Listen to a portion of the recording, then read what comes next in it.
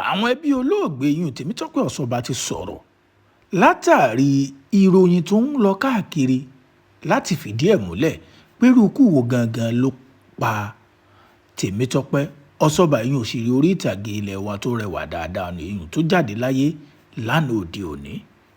ń ṣàlàyé gbogbo ohun tí ẹbí olóògbé tí wọ́n sọ fún yín ń kà á lédè Gẹ̀ẹ́sì bákan náà ń sì tún fún yín lédè abínibí wa kó lè bá àjọ yé wa yékéyéké.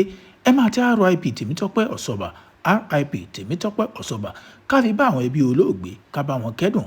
àwọn ẹbí olóògbé wọ́n bọ́ sí kànnì ayélujára Instagram tó jẹ́ tolóògbé gangan tó jẹ́ official page ẹ̀ gangan. wọ́n wá fi síbẹ̀ wọ́n ní pé official statement from the family. wọ́n lélẹ̀ gan ni àkọsílẹ̀ láti ẹbí gangan ẹbí olóògbé yín Temitope Osoba. wọ́n ní on behalf of the family ẹni tó wá ń kọ́ ó ní abẹ́ àsíá gbogbo family àwọn and loved one of Temitope Osoba. bákan náà gbogbo àwọn olólùfẹ́ Temitope Osoba. We are deeply saddened by the spread of false and unverified reports concerning the passing of our beloved. wọ́n ní pé ó bà wá lọ́kàn jẹ́ láti máa rí oríṣiríṣi ìròyìn òfegè ìròyìn tí ò fìdí múlẹ̀ táwọn ènìyàn ń gbé káàkiri níkànnì ayélujára látàrí ipasẹ̀ ẹni àwọn tó kú èèyàn Temitope Osoba.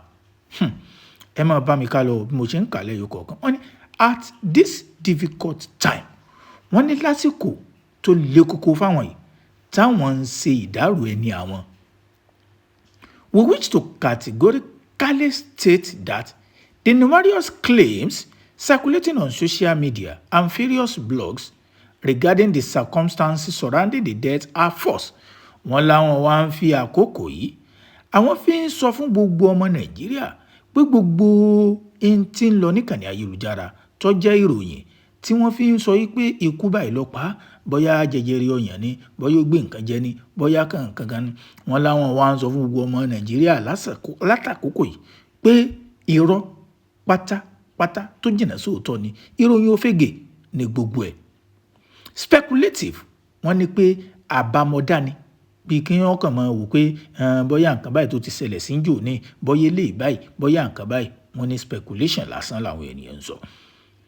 And entirely unauthorized wọ́n ní bákan náà kìí sì ṣe àwọn ẹbí olóògbé ló fòǹtẹ̀lú pé bóyá kí iléeṣẹ́ ìwé ìròyìn kan ó gbé nǹkan kan jáde nípa ikú tí ẹbí olóògbé kú èyí Temitope Osoba.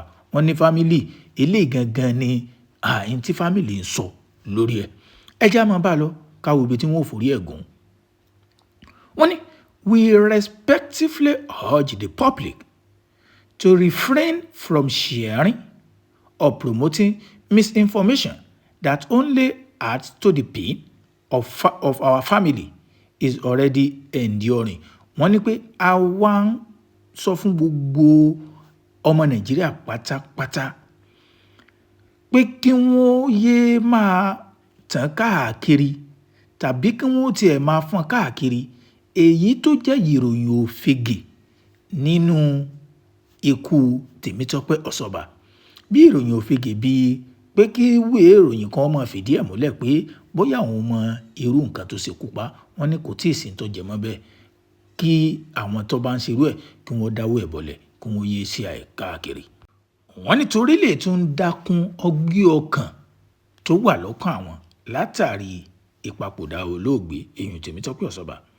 wọ́n ní we kindly ask that everyone allow us the dignity, privacy and time to grieve without the burden of unfounded rumors and sensational narratives.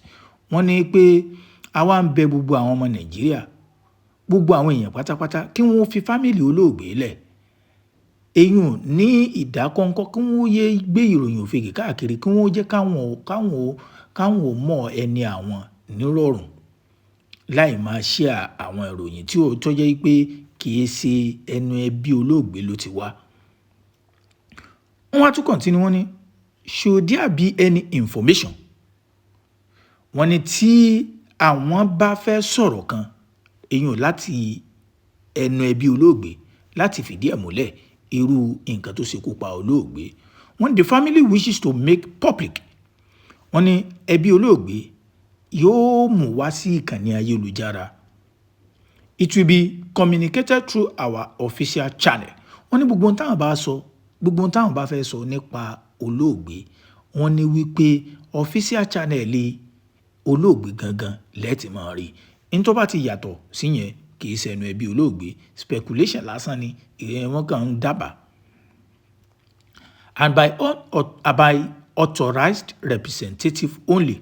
Wọ́n lẹ́yìn táwọn bá sì ti fi ṣe agbẹnu tí ó máa sọ̀rọ̀ fún family ẹnu ẹnìkan lẹ ti lè gbọ́ òótọ́ nípa ikú olóògbé. Wọ́n wá ní pé we ask the public and members of the media to rely solely on those official statements and to disregard all unverified reports. Wọ́n ní à ń bẹ̀ gbogbo àwọn ọmọ Nàìjíríà pé ìròyìn tẹ́ ẹ̀ bá ti rí lórí official page olóògbé, wọ́n ní pé kìí ṣe ìròyìn tó ti ẹnu olóògbé wá.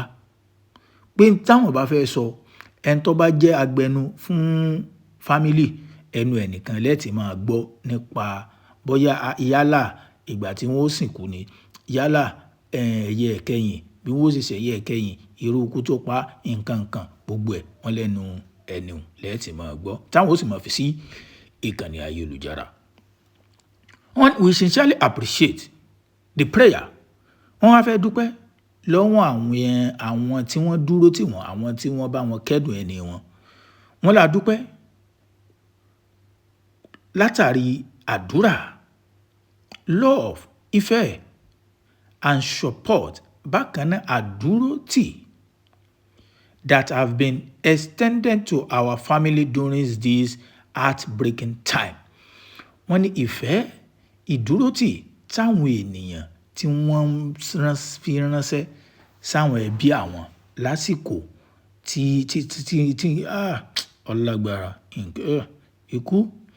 And thank you for respecting our memory and our family's privacy. Wọ́n wá ní à ń dúpẹ́ pé ẹ fún wa ní respect àwọn family wa. Bákan náà ń kọ́ privacy tá a sì tó ń béèrè fún afẹ́káwọn ènìyàn fún wa látàrí pé a fẹ́ kí wọ́n máa mú ìròyìn òfegè káàkiri orí ayélujára látàrí pé yóò tún máa dá ọgbẹ́ ọkàn sí àwọn lọ́kàn sí ni nípa ẹbí olóògbé. Wọ́n á ní signed the family of Awonuga Osoba. Wọ́n ní ọ̀rọ̀ yìí ó wá láti ẹbí Awonuga Osoba èèyàn ẹbí olóògbé. Ẹ share fídíò káwọn ènìyàn máa ń tẹ́bí olóògbé lọ bó bá ṣe ń lọ níkànnì ayélujára.